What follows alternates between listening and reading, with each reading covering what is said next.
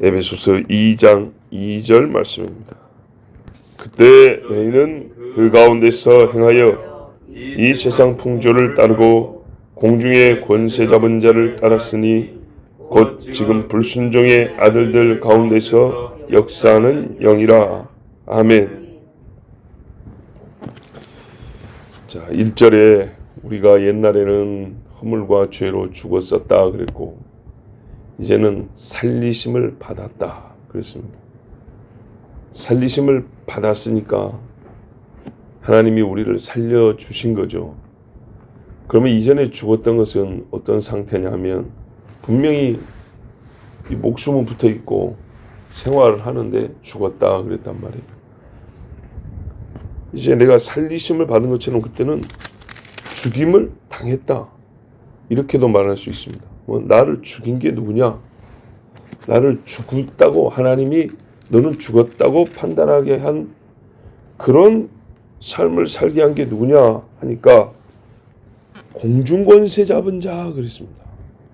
따랐으니 했으니까 죽은 자는 우리 육신이 죽으면 가만히 있는 거죠. 근데 여기서 죽었다는 말은 하나님을 대하여 죽은 거니까 육이 살아서 움직이긴 하는데 하나님을 저항하고 반대하고 대적하고 그렇게 살았다는 겁니다. 그 말은 한마디로 주인이 달랐다 그 말입니다. 주인이 하나님 아닌 여기 공중권세 잡은 자가 주인이었다 이런 말입니다. 예수님도 뭘 하냐면 마귀를 보고 이 세상 임금 그랬습니다. 임금. 귀신의 왕 바알세불을 힘입었나? 사람도 이런 말을 했습니다. 왕, 임금, 절대적인 권력을 가지고 있죠. 우리가 마귀와의 관계를 생각하지 않고 인간 삶을 논할 수가 없습니다. 이 세상이 왜 이 모양이냐 하는 그때 그 모양의 최후에 있는 가장 뒤에 있는 원인은 마귀입니다. 마귀 때문에 이렇게 생겨버린 겁니다. 왜냐하면 보세요. 이 세상이 왜 이 모양이냐? 이 세상 임금 이랬습니다. 이 세상 임금. 이 세상 임금이 다스리는 세상이 이 세상입니다. 그러니까 이렇게 되어 먹은 겁니다. 마귀가 다스린다. 어디서 다스리냐? 했더니 공중의 권세를 잡고 있다.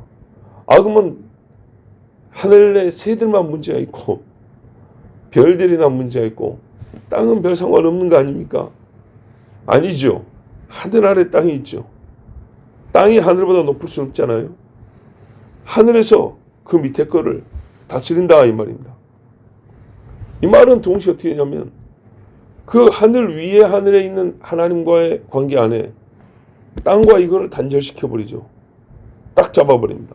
위에서 천사 미가엘이 가브엘이 내려오는데도 막아서고 못 가. 이런다 하지 않습니까? 이 어마어마한 힘을 가진 게 마귀입니다.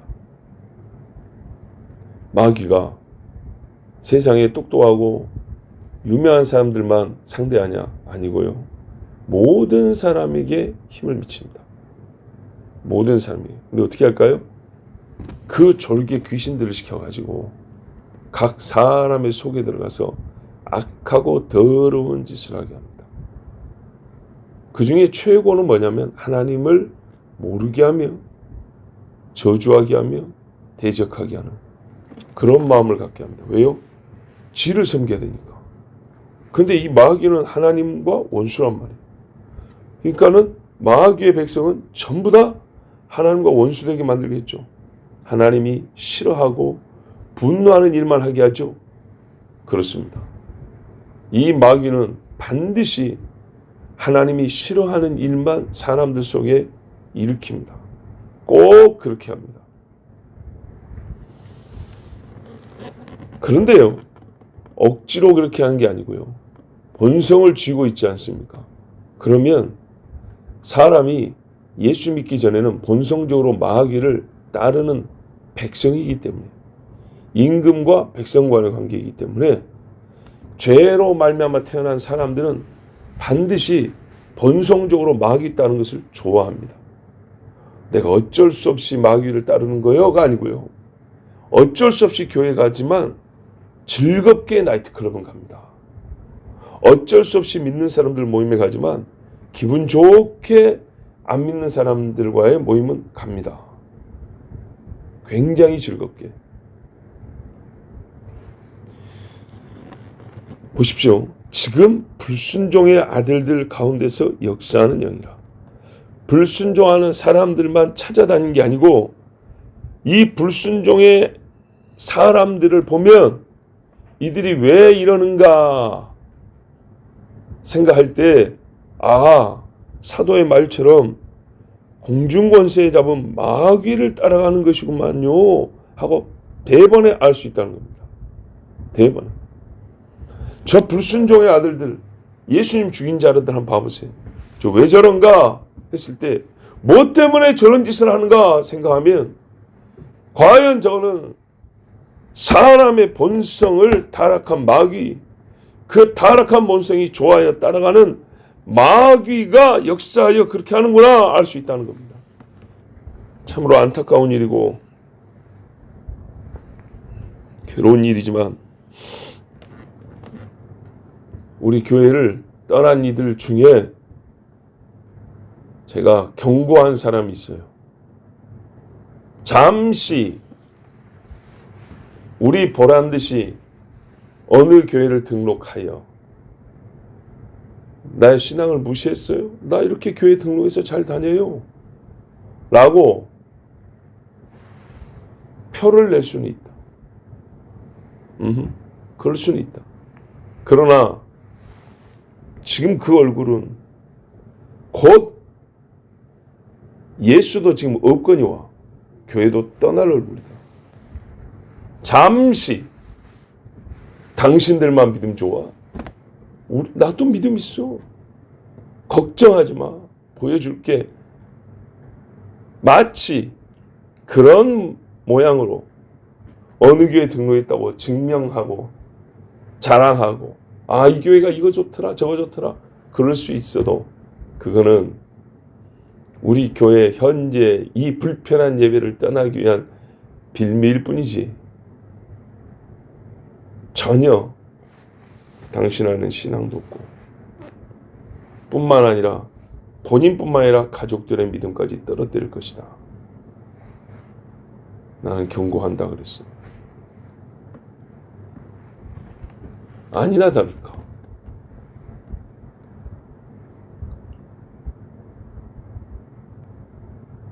아이를 키우는 엄마인데도 새벽까지 믿지 않는 사람들과 어울려 술을 먹고 날이 셀 때쯤이야 집에 들어와서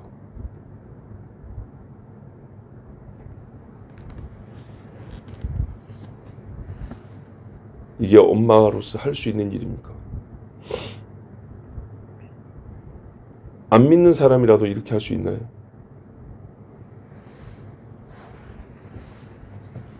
공중권세 잡은 자를 따랐으니 지금 불순종의 아들들 가운데 역사하는 영이라.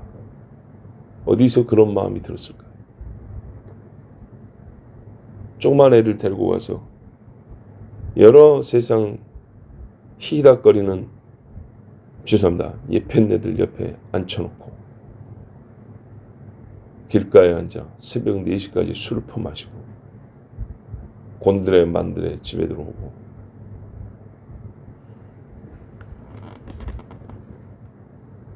그 외의 일들은 더 말해서 뭐 하겠습니까? 이게 여러분 상식적으로도 가능한 일인가요? 아니죠. 그러나 자신하고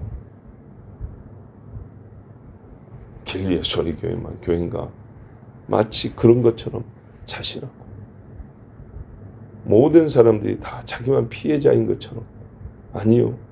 진짜 당신의 영혼을 위해서 하는 말이에요. 이게 진짜인지 가짜인지 다 보인단 말이에요. 어떤 이는 격려 차원에서 따뜻거려 줄 때도 있고 기다려 줄 때도 있고 그러나 이렇게 결정적으로 본인이 표를 내요. 나는 주님을 떠나겠소라고 확 해버린 사람들. 아니, 우리 교회 나간다 그랬지 그게 주님 떠난단 말인가? 그런데요, 그게 같은 의미인 사람들이 있어요. 그랬을 때는 자, 확실하게 목회자로서 그 영을 위하여 경고해 줍니다. 분명하게 당신은 교회를 떠날 사람이고 예수도 없는 사람이고 내 말이 마지막 경고인 줄 알고, 서로 관계적으로 굉장히 힘든 말이잖아요. 그러나 두 번 다시 얼굴을 못 볼 수도 있기 때문에 나 진짜 영을 위해서 한마디 해줍니다. 그러나 이 말이 생각나서 진짜 회개하는 마음으로 돌아온다면 우리 정말 사랑하여 받을 것이고 받아줄 것이고 기도해 줄 것이나, 완악한 마음으로 이 말을 듣고도 자기 하고 싶은 대로 본인 하고 싶은 대로 그렇게 한다면 진짜 내가 마지막 경고하노니 당신의 영혼을 위하여 조심하라. 그런데 이런 케이스들이 적지 않습니다. 아, 나는 무슨 교회로 갑니다. 거기서 신앙생활 어떻게 합니다. 천만의 말씀이요. 교회는 무슨 교회?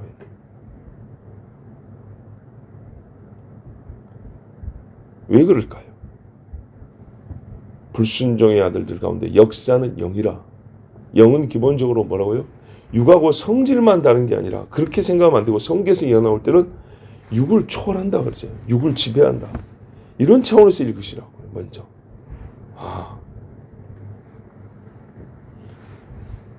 저기 하박국인가 어디 보면 말하냐면, 여호와는 그 성전에 계시니 온천한 그 앞에서 잠잠할지니라. 옛날에 제가 어릴 때 은혜 많이 받았던 그 목사님의 교회는 예배 선언할 때, 시작할 때 인도자가 그래요. 여호와는 그 성전에 계시니 온천하는 그 앞에서 잠잠할지니라 하면 아멘 이러고 예배를 시작해요. 어릴 때 얼마나 그 선포의 소리가 은혜가 되고 예배답게 들렸는지. 그 앞과 뒤가 시간적으로 다른 거죠. 완전. 그 한마디 어떻게 하나님의 말씀이 선포되었기 때문에, 그렇지 않아도 기도로 준비하는 사람들이지만 하나님의 영이 그 예배당을 장악하고 지배하고 그 영들을 감싸고 있는 거죠. 그러면서 예배하는데 얼마나 뜨거운지 몰라요. 예. 그러면 하나님이 성전에 그 조그만 데 앉아 계시는데 온천하는? 아니죠. 하나님이 그 시온산을 세상 지리적으로는 에베레스트가 높겠죠. 그러나 그 시온산을 만 위에 세운다 그랬어요. 영적인 차원으로 생각해야 됩니다. 이 조그만 데서 아니요. 가장 존귀한 곳에, 가장 높은 곳에 계시니 그 아래 성결하지 않은 곳에 있는 그 거룩함보다 덜한 곳에 있는 모든 피조물들은 가장 거룩하신 분, 가장 높으신 분에게 엎드리라 그 말이잖아요. 영, 육하고 다르지. 영의 성질이란 그 말이 아니고요. 육을 지배하는, 육을 다스리는, 육을 초월하여 있는 그 영이 어떤 수를 써도 육은 못 이기는, 절대로 육은 영을 못 이깁니다. 그 영이 역사한다 그랬어요. 움직인다는 거예요. 움직이는데 어떻게 움직이냐? 거룩한 영은 거룩하게, 더러운 영은 더럽게. 거라사지방에 갔더니 왜요? 더러운 귀신이 들려있는데, 젊은 남자가 옷을 다 찢어버리고 쇠사슬을 묶었는데 이거를 뜯어버렸단 말이에요. 그럼 어떻게 해요? 몸에 상처 안 났을까요? 찢어지고 살갗 벗겨지고 피가 질질 흘렀다가 말랐다가 아무 데서나 막 퍼먹고 얼굴도 더럽고 머리도 막 이런 거예요. 이러고 다닌단 말이죠. 근데 뭐라고 돼 있어요? 말끔하게 정신이 돌아와서 옷도 이렇게 딱 좋은 옷은 아니겠지만 그래도 단장에서 예수님 앞에 앉아있더라. 태도가 다르죠. 우리 시골 교회, 시골 사람들이 솔직히 멋을 부려도 시골 사람은 시골 사람처럼 보이거든요. 왜? 떼약볕에 일을 하기 때문에 곱게 멋부리고 다니는 이 소위 도회지 사람들과는 좀 차이가 납니다. 그래도 옛날보다는 많이 좋아졌어요, 생활도. 근데 이제 옛날 보면 차이가 나요. 근데 시골에서 또 거기다가 공무원들 부인, 출장소라 그러거든요. 우리말 하면 동사무소 격인 거예요. 예. 동사무소의 지소 정도 같은. 이런데 공무원으로 온 분들 교회 오잖아요. 예수 믿어. 또 선생님들, 선생님의 사모님. 이분들은 학벌도 좋지. 도시 사람들이지. 그러니까 옷 입는 것도 손 사람들하고 좀 다르죠. 소위 교양 있잖아요. 그렇죠? 이런 분들이 교회로 와요. 근데요, 귀신들은 어쩐지 압니까? 그 공무원 부인이라도 귀신 들면요 이래 돼버립니다. 예배 드리다가 눈 딱 풀려가지고 술 취한 사람만 맥이 풀려가지고 쓰러져 버립니다. 신방을 간 이제 옛날 구역예배 있잖아요. 구역예배 드리는데도 말짱했던 사람이 찬송 딱 시작하면 아우 내가 왜 이러지 사투리 안 써요. 돼지 쌉니까? 그러면서 비글비글 쓰러져 버리고 그 모양새가 얼마나 추한지 막 하면서 무슨 짐승도 아닌데 볼품 없어져 버립니다. 자기가 그런지 모르죠. 예수 그리스도의 명으로 더러운 귀신아 떠나고 옛날 평신도들입니다. 구역예배니까 얼마나 믿음이 좋은지 보세요. 같이 기도합시다. 찬수합시다. 그래가지고 귀신이 떠나면 진짜 멀쩡하게 다시 돌아옵니다. 자기가 아까 어떤 몰골을 하고 있었는지 모릅니다. 알 수가 없죠. 사람이 그렇게 추해져 버립니다. 성경에 보니까 꼬꾸라뜨리며 거품을 물게 하며 마치 죽은 것처럼 또 어떤 건 뻣뻣해져가지고 우리 전기 감전되거나 아니면 경련이라면 사람이 이렇게 되죠. 얼마나 추한가 보세요. 어쩔 수 없이 그렇게 되는데 어쩔 수 없지만 그 모습이 얼마나 추하냐고. 근데 귀신이 그렇게 만든다 그랬어요. 성경에도 경련을 일으키며 그렇게 합니다. 귀신이. 제 고등학교 다닐 때 이야기인데요. 한번 해드린 적이 있는 것 같습니다. 고등학교 2학년 되면 3학년 되기 전에 우리가 이제 한 학년에 한 570명 되는데 옛날에 우리 이제 고등학교 하면은 건물이 몇 동이 있잖아요. 2학년 건물이 있어요. 1층, 2층 수업을 하고 3층에 도서관이 있는데 책 있는 도서관이 아니고 그냥 공부하는 데예요. 넓은 책상 놓고 한 층 전체를 쫙 깔아놨어요. 그러면 거기에 한 반 들어가요. 한 270명, 300명 안 될 것 같고 한 반 들어가요. 그럼 뭐 점심시간이나 저녁시간이나 공부하고 싶은 애들도 하고 또 야간 자율학습 끝나면 고3들 같은 경우는 11시 20분까지 거기서 하게 해요. 1시까지. 왜냐면 고3은 11시 20분에 야간 자율학습이 끝나고 1시까지 하게 해요. 와, 근데 2학년까지는 10시까지 자율학습을 한단 말이에요. 근데 이제 3학년 수능 끝나고 입시 보러 다닌다고 이제 바쁘잖아요, 걔들은. 그러면 2학년들을 어떻게 하냐면 지원을 받거나 조금 공부 이게 그룹이 좀 위에 있는 애들은 반 정도를 의무적으로 겨울방학 동안에 6시까지 자율학습 방학 내내 하고 추가로 저녁 먹고 거기 3층 도서관에다 다 집어넣어요. 그럼 반수 조금 넘는 정도 애들은 거기 쫙 앉아갖고 또 공부하는 거예요. 근데 반수 좀 하여튼 많이 들어가요. 겁나게 들어가요. 근데 그때 공부하고 있는데 한 아가씨가 들어왔어요. 저 끝에 아가씨가 들어왔는데 지금 전부 다 고등학생 남자들이 한 300명 꽉 차 있잖아요. 근데 이 여자애가 들어와가지고 히히 거리면서 여기 뭐 그러고 다니고 정신 나간 여자인 거예요. 비 오면 길거리 나와서 막 하는데 그러더니 저애 돌아보고 이렇게 다니더니 우리 반에 한 애가 있는데 걔한테 와가지고 이제 장난을 하는 거예요. 막 건들고 막 그러니까 웃고 난리가 났죠. 예? 근데 여러분 쫙 끝에서 우리 일반이니까 이쪽인데 이쪽 끝까지 올 때까지 제어를 못해요. 그런다고 무슨 뭐 이 여자가 해코지라고는 아주 막 괴설진 이것도 아니고 쉽게 말해서 예쁘장한 짓을 하고 있는 거예요. 여자 짓을 하고 있는 거예요. 남자들한테 막 이러면서 막 그러는데 이게 정상 같으면은 뭐 좀 이게 설레는 마음도 있겠지만 무섭죠.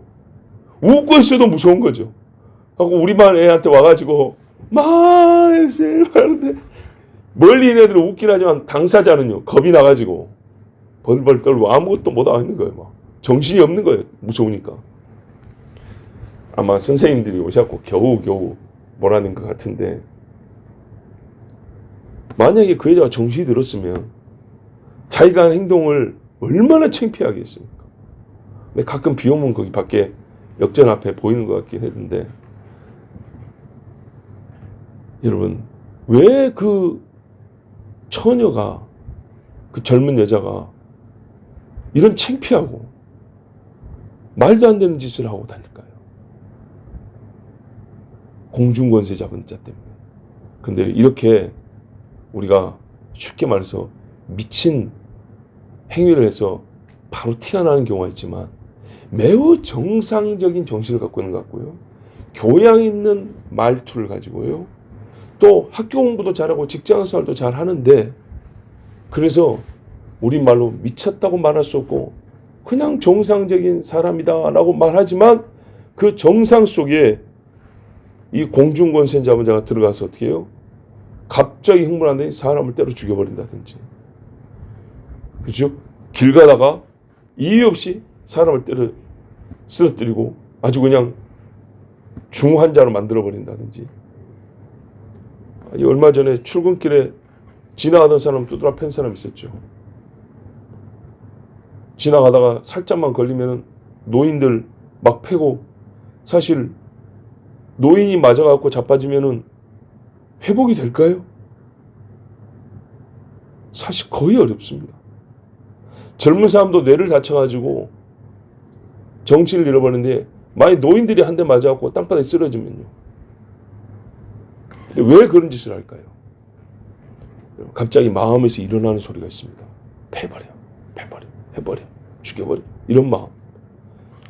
중범죄자들, 그 사람들이 사회적인 이유를 자꾸 찾지만 사실은요, 속에 영적인 이유들인데, 이거는 말해도, 왜냐하면 재판에는 그런 말이 증거로 쓰이지 않기 때문에 안 쓰는 건데, 실제 개인적으로 말을 할 때는 그렇습니다.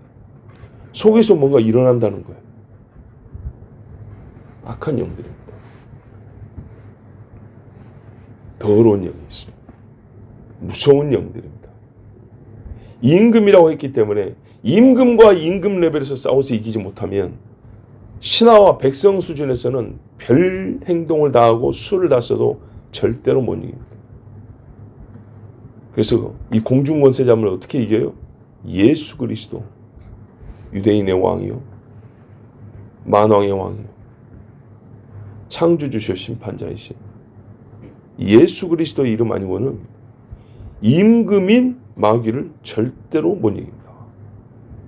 구닥거리하고 무슨 심리적인 정신병 가서 무슨 뭐 치료를 받고 약을 먹고, 천만의 말씀. 약이 역사하는 건 육입니다. 육. 어떤 현상에 대한 약간의 도움은 받을 수 있지만 근원은 없어지지 아니합니다. 절대로. 그래서요, 임금이 바뀌면 새 사람이 되는 겁니다.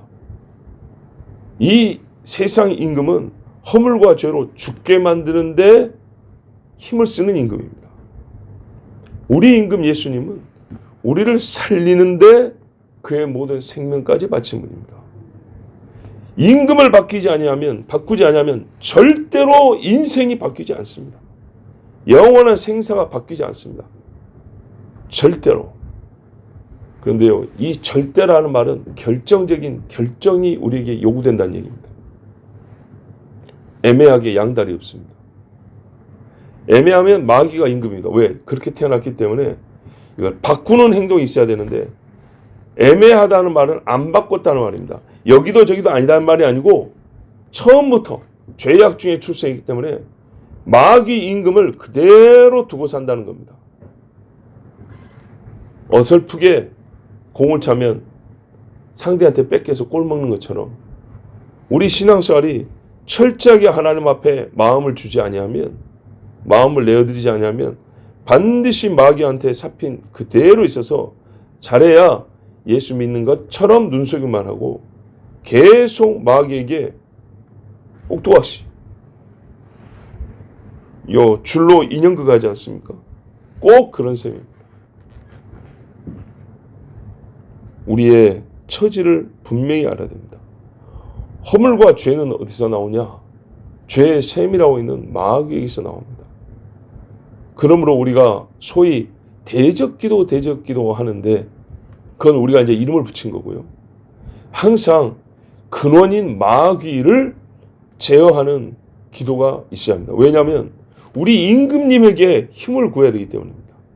임금님에게 요청을 해가지고 우리 임금인 예수님이 얘를 제어해 줘야지, 안 그러면은 항상 이놈한테 끌려다니기 때문입니다. 왜냐? 할 수만 있으면 택한 자라도 타락시키려고 한다 그러지 않습니까? 그래서 그래요. 그리고 예수님이 내 이름으로 구하라 그랬어요. 그리고 예수님이 사역한 걸 보세요. 전부 다 악한 영이 예수님 아래 굴복을 했어요. 확실하잖아요. 확실해요. 그래서 예수님께 구해야 합니다. 우리 일상생활에 근데 이 마귀가요, 보세요. 죄와 허물은 우리의 의식과 함께, 즉 고의적인 죄를 짓게 만든단 말이에요. 근데 가끔 우리의 행위가 죄를 짓게만 하는 뿐만 아니라 죄가 만들어진 공간과 환경, 그 조직 속에 내가 구성으로 일부로서 가담하거나 거기에 연합하게 하는 수가 있어요. 내가 술을 먹고 음란한 짓을 하지는 않는데 내 주변에 전부 다 그런 사람들밖에 없어서 항상 나는 기도 모임에 가는 게 아니라 하루 종일 아침에는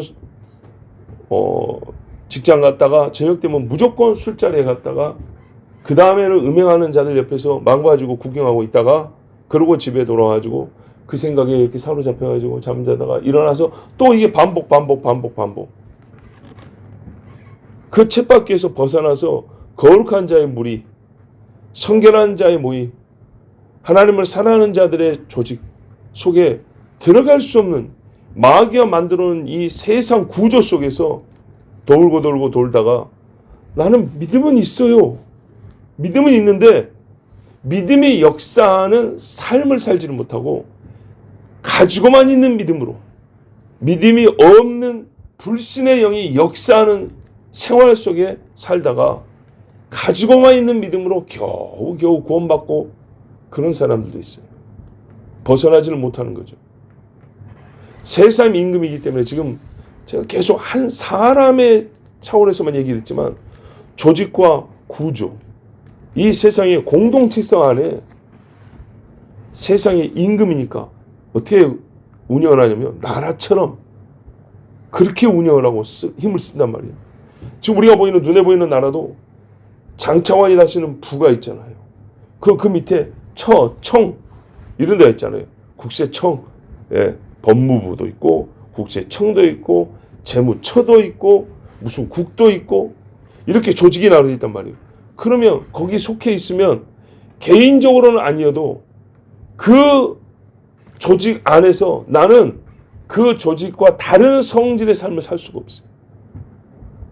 그래서 그리스도인들이 직업을 구할 때나 아니면 누구와 어울리는 사귈 사람들을 찾을 때 굉장히 중요합니다. 왜냐하면 거기에 공중권세 잡은 자, 곧 미혹하는 영이, 불순종하게 하는 영이 가득하여 내 개인의 힘으로는 아무것도 할 수 없는 그런 상황 속에, 어떻게 보면 무슨 말이냐면요, 이런 거예요. 죄를 구원을 잃게 할 수는 없는데 아무 일도 못하게 가둬둘 수는 있는 거예요. 가둬들을 감옥에서 죽지는 않았어요. 근데 감옥이라는 공간 속에서는 나는 어떻게 해요? 갇혀 살 뿐이에요. 그렇죠? 세상 구조가 그렇게 돌아간단 말이죠. 자, 그래서 그리스도인이 개인적으로도 신앙생활을 잘 해야 되고 하나님 앞에 늘 기도하면서 개인에게는 유혹과 미혹도 이겨내야 되지만 이 사회 구조와 조직 속에서 악한 영이 역사하는 걸 알고 이거를 바꾸기 위해서도 힘을 쓰고, 또는 내가 그 악한 영들의 모임, 악한 자들의 속에 들어가지 않겠다. 이런 결단도 필요합니다. 보디발의 집에 보디발의 다스림을 받는 집입니다. 그 부인이 하는 것 보세요. 그리고 요셉이 아무 죄도 없지만 결국 보디발이 감옥에 집어넣으잖아요. 요셉은 보디발의 집에 있습니다. 의로운 자가 보디발이라는 사람의 집에 있어요. 그의 구조 속에 살아요. 거기서 할 수 있는 일은요, 자기가 맡은 그 집의 총무 역할을 셈법에 틀림없이 하는 정도입니다. 다른 그 집의 하인들을 요셉의 영성으로 바꾸지는 못하고 보디발의 지배 아래서 그저 그 정도 일을 할 뿐입니다. 그마저도 얼마나 이게 대단한지 모릅니다. 그런데 하나님이 나중에 애굽의 총리로 세워주셨습니다. 그러니까 여러분, 결국 땅의 수준입니다. 그렇지만 보세요. 요셉의 다스림을 받는 애굽이 되었습니다. 요셉이 보디발의 지부의 총무로 있을 때 형제들을 만났다면, 그리고 지금 총리가 돼서 형제들을 만날 때, 형제들을 먹고 사는 처지가 달라졌다는 정도가 아니고요. 애굽이라는 땅 속에 살지만 이제 봐보세요. 이스라엘이 애굽 속에 들어와 버렸어요. 이스라엘이 애굽 속에 들어왔기 때문에 애굽의 백성으로 화하는 거예요. 변화되는 거예요. 근데 요셉이 총리였잖아요. 총리의 힘으로 어떻게 합니까? 애굽 가운데 이스라엘이 구별되게 했어요. 그렇지 않고 그냥 곡식 사러 와가지고 여기서 곡식 많이 주고 여기서 삽시다 해버렸으면 애굽 사람 돼버립니다. 놀랍죠? 제가 늘 궁금하면서도 기가 막혀서 참 웃음이 나오는 것이 뭐냐면, 애굽의 총제사장 보디베라의 딸, 이 여자가 요셉의 부인입니다. 억지 결혼시켰어요. 바로가. 예. 아스나신가 그러잖아요. 온이 말하면 전체를 말하는 게 아니고 지역 이름이 온이에요. 우리 한국말로 뭐 언어 유일하다면 온놈, 백을 말하는 거잖아요. 예. 온 것, 완전한 것. 그것처럼 애굽의 온의 지역에서 사역하는 애굽의 총제사장인데, 애굽의 대제사장인데, 진짜 온 애굽의 영성을 쥐고 있는 사람, 이 사람의 딸을 부인으로 맞았다니까요. 그러면 요셉이 우리식으로 하면 신앙을 잃어야 되는 거예요. 생각을 해보세요. 예. 종살이 하다가 와가지고 총제사장의 딸을 사유로 말씀해. 장인이 누구예요? 애굽의 모든 국가 제사를 주관하는 사람이 요셉의 장인이라고요. 그 집 사유가 됐다고. 나는 우리 집도 없어요. 여기 혼자 혈혈 단신이. 거기 아들 둘을 낳는데 에브라임과 므낫세예요. 외할아버지가 누구예요? 대제사장이에요. 애굽의 대제사장. 집안이 그래요. 명절에 그 집밖에 안 가요. 친가는 갈 수가 없어요. 그리고 컸어요. 20년을 그리고 컸다고요. 20년까지는 안 되지만은 거의 그렇게 컸어요. 그리고 나중에 야곱, 할아버지 야곱 이제 축복기도 받으러 가죠. 그때 이제 그렇게 거의 청년으로 큽니다. 근데 걔 아들이 보세요. 순 요셉 같잖아요. 할아버지 앞에 엎드려 잘하고 무릎 꿇어 앉아 기도받고, 나중에 출애굽할 때 제일 앞장선 지파가 에브라임이 에브라임. 멋지죠? 요셉이 어떻게 키웠을까요? 그 영향력 안에서 태어나보니까 애굽이고, 사랑한다고 안아주는 할아버지가 뭐 이상을 쓰고 있고 막 문신해갖고 막 오만 치장을 다 해갖고 있는 애굽의 대제사장이고, 그 밑에 사람들 전부 다 일가 친척들 다 그 집안 사람들, 우리 뭐 목회자가 몇 명 있네 이런 집안처럼 제사장이 질비한 코브라 섬기고 막 개구리 섬기고 막 풍뎅이 섬기고, 와, 온 무덤에 가가지고 향 피우고 막 짐승 잡아지고 이런 사람들 막 애굽의 사자의 설을 읽어 제끼는, 피라미드 앞에 가가지고 막 이러는 집안이 그래요. 그러면 그 집에 귀신들이 드글드글하지 않겠어요? 어마어마하겠죠. 아스낫이 애기 데리고 친정집에 갔다 오면 요셉이 진짜 기도를 얼마나 했을까. 그때 아직 율법도 없습니다, 여러분. 교본이 없어요, 교본이. 그런데도 키워낸 거 보세요. 오직 뭐예요? 귀로 들은 약속의 말씀. 요셉 어릴 때, 열 몇 살 먹을 때 아버지 야곱한테 교육을 받아도 아브라함한테 받아야 믿을만하지. 야곱한테 뭐 믿을만한 게 있나요? 인제 막 야복강 건너와가지고 막 이렇게 겨우 세겜 지나고 베델 와가지고 이럴 때 요 정도 시간에 배운 거. 그거밖에 없어요, 요셉. 그런데 그거 가지고 애굽에서 이겨냈어요. 그 짧은 시간 나그네 길 사는 아버지, 할아버지 만나진 적 없어요. 이삭 할아버지도 얼굴이나 잠깐 봤을까요? 가나안 땅에 와가지고. 실제로 배운 거는 우리가 족장 중에 그래도 제일 험하지만은 좀 제일 약하다고 보이는 야곱. 아브라함에 비하면 약하잖아요. 근데 그 야곱한테 열 몇 살까지 배운 거, 고작 그거 가지고 애굽에서 이겨내고 살아는 거 보십시오. 영의 전쟁인데. 그런데 다시 갔더니 상대는 보디발의 부인 정도가 아니고 이제는 전 애굽의 영을 쥐고 있는 사람 집에 혼자 사위로 들어가가지고 그 어마어마한 영적 세력과 어떻게 싸웠을까. 한편 요셉에는 이게요, 훈련이 훈련. 개인의 욕정의 문제가 아니고요, 지배적이고 구조적인 영들과 그 힘을 가진 영들, 진짜 정사와 싸우는 이 어마어마한 전쟁. 그 전쟁과 승리를 어디서 보냐면 자식들이 자란 데서 확인할 수 있었어요. 그리고 에브라임은, 므낫세는 이스라엘에 들어갔어요.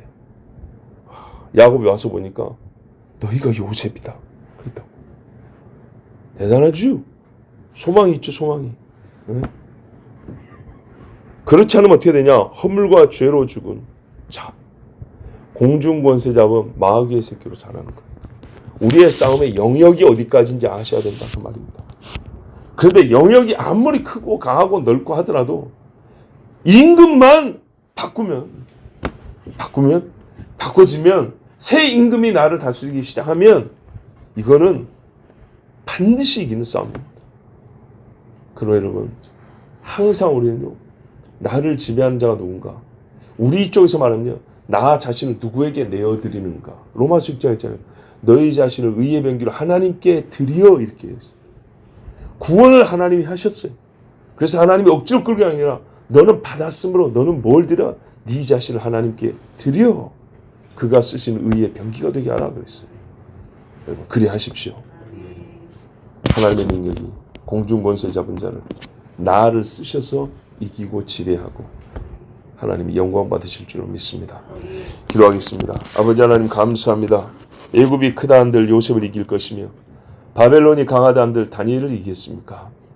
그들은 야곱 속에 있을 때부터, 유다 땅에 있을 때부터 하나님의 영의 다스림을 받은 사람, 예루살렘 성전에 계시는 여호와를 섬기는 자녀들이었기 때문에, 베델에서 여호와를 부르는 예배자였기 때문에 그들은 공중권세 잡은 자가 그 사람들을 지배하지 못하였고, 오히려 그들 속에 있는 성령이, 하나님의 신이 그들을 감동하여 모든 세상의 영과 힘을 이기고도 남았습니다. 그리 아니하실지라도 왕이여, 우리가 왕의 말을 듣지 않을 줄을 아시옵소서. 맞습니다. 우리는 하나님 왕이 계시기 때문에 결코 사람 왕의 말을 듣지 아니합니다. 하늘의 시민권을 둔 자이기 때문에 세상 시민권 하나 얻어보려고 우사에게 전하지 않습니다. 주여, 우리가 주의 부르심을 받았고 또한 내가 주님 앞에 나를 내어드리오니 나를 의의 병기로 쓰시며 하나님의 영광이 되게 하여 주시옵소서. 우리 주 예수 그리스도의 이름으로 기도하옵나이다. 아멘.